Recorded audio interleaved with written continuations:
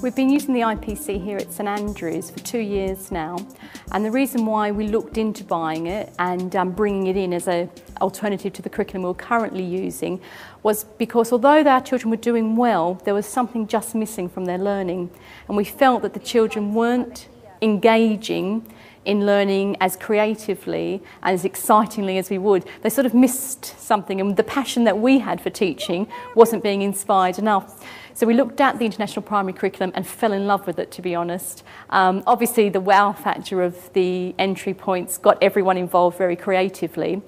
And the more and more we looked into it, and the fact that it had the international perspective was something very important for us as a school to have a look at. And it's just been so successful here. Who can tell me what unit we're doing in IPC at the minute? We're doing the rainforest. And what kind of things have we looked at when we've been doing the rainforest? Can anybody... The difference I've noticed with the children is definitely around the engagement and the participation. It really is an active curriculum and it engages them from the first moment. The learning becomes so purposeful and meaningful, but it's within such real context. And I think it's the learning and the progress we see the children have made throughout the IPC units has had a real knock-on effect to all of their learning.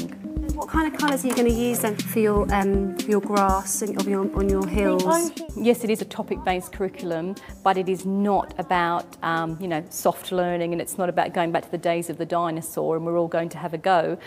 It's very rigorous, and there is really distinct learning goals, and you choose the ones to ensure that you have the coverage, and you're fully supported by the IPC team. You send them your route map, they tell you what you're missing, you can then review it and ensure you do have the coverage that you need to have to achieve the results that you want to get. It's not a soft option, and that's something my staff are fully aware of, and they have been really passionate about, obviously in the beginning, tracking it through the national curriculum, and it's actually there plus a lot more. And I think that's the thing that we've been really impressed by, because it helps you to cover things in a lot more detail, but seeing it in a holistic approach has been the most important thing for us. What kind of things do we have that come from the rainforest? You have to Within our school, we'd had an inspection recently, and it went outstandingly well.